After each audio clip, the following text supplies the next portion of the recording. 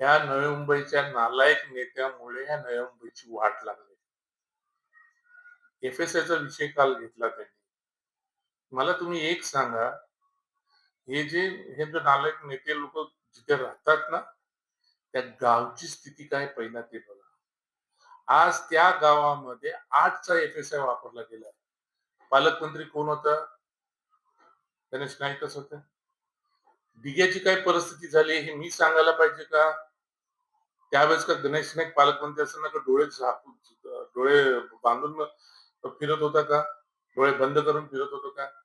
मग त्या ठिकाणी किती एफ-एस-आय वापरला गेला. उलट उलट ह्या डीसीएम एकनाथ शिंदेमुळे आज ही सर्व नवी मुंबई वाचली गेली. दिघ्यामध्ये पण दिघ्यासाठी सुद्धा पण एकनाथ शिंदे साहेबांनी सुप्रीम कोर्टापर्यंत गेले, पैसे गेले आणि सर्वांना हे दिलं.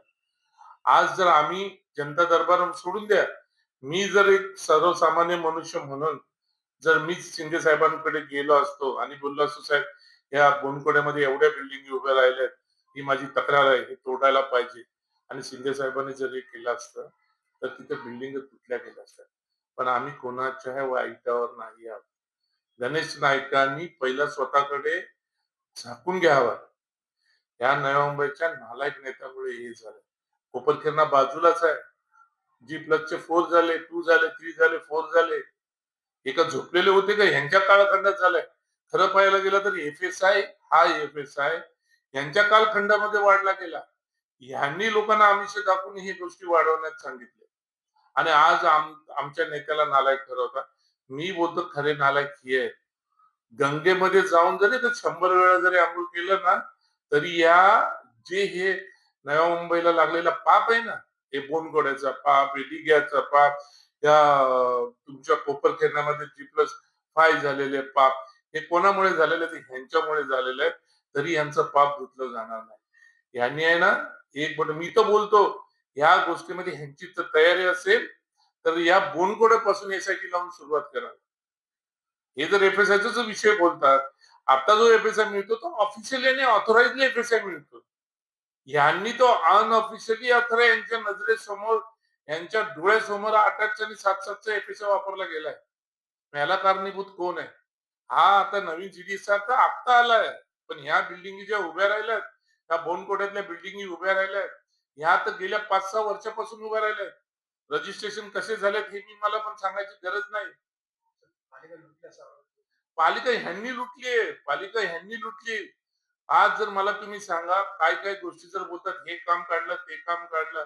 आज यांच्या घराच्या समोरचा, यांच्या ऑफिसच्या समोरचा जो ओव्हरब्रिज जो बनवलेला आहे, किती गाड्या जातात त्याच्यावरनं? अशी कितीतरी कामं त्यांनी न हे करता काढलेली आहे.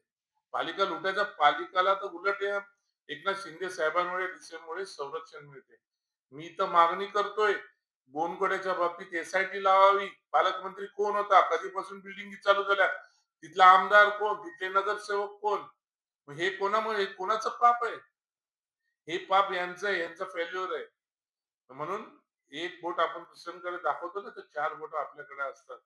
या नेत्यांनी समजून जावं. आणि नालायक कोण आणि कोण हे लोक सांगतील. म्हणून तर मला वाटतं, की पहिला मी आता मग उद्या जर मला कुठल्या तिथे सर्वसामान्य राहणाऱ्या नागरिकांच्या विरोधात आम्हाला जायचं नाहीये. दिघाचा विषय असेल, कोपरखैरण्यातला विषय असेल, तुमच्या बोनकोड्यातला विषय असेल, याच्यावरती एस-आय-टी लावा.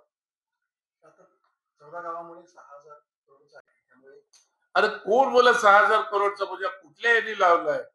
अरे एवढी मोठी गावं जी अख्खी नवी मुंबई, अख्ख्या नव्या मुंबईला 6,000 करोडचा बोजा नाही येणार आहे. तर तिथं काय बोजा येणार आहे? आता 70 करोड रुपये मागची मीटिंग डीसीएम साहेबांनी घेतली आणि जे काही प्रायोरिटीवर जी वर्किंग करायला पाहिजे, ते नगर विकास खात्याच्या मार्फत 70 करोड रुपये त्यांनी द्यायचं ठरवलेलं आहे. तेव्हा यांनी नालायक आहे आमच्या नेत्याला बोलू नये, आमच्या कोणाला बोलून दाखवू नये. नालायक हे स्वतः आहेत. यांच्या नालायकपणामुळेच या नव्या मुंबईची वाट लागली आणि ही सर्व गोष्टी झाल्या. आणि हेच सर्वच गोष्टी जर करायचं असेल तर 14 गावचा विषय कोणी बाहेर काढलं, कोणी परत आत घेतलं? चांगल्यासाठीच घेतलं ना. ती पण आगरी कोळी प्रकल्पग्रस्त लोक आहेत. अरे यांनी काय केलंय? आगरी कोळींच्या कोणाचं चांगलं यांनी चितलंय? अख्ख्या आगरी कोळ्यांच्या क्वाऱ्या बंद करून टाकल्या. त्याच्यावरती एनजीटी मध्ये मध्ये जाणारा कोण होता? यांच्याच पीएचा पुतण्या होता. हे मी काही सांगायची गरज नाही.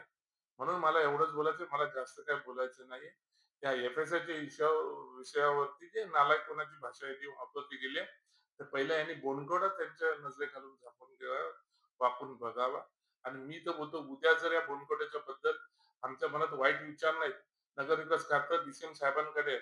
जर उद्या त्या बोनकळ्याचं जर एस-आय-टी लावली आणि उद्या जर खूप काही वेगळ्या गोष्टी जर तिथे काही घडल्या, तर त्याला कारणीभूत कोण राहणार आहे?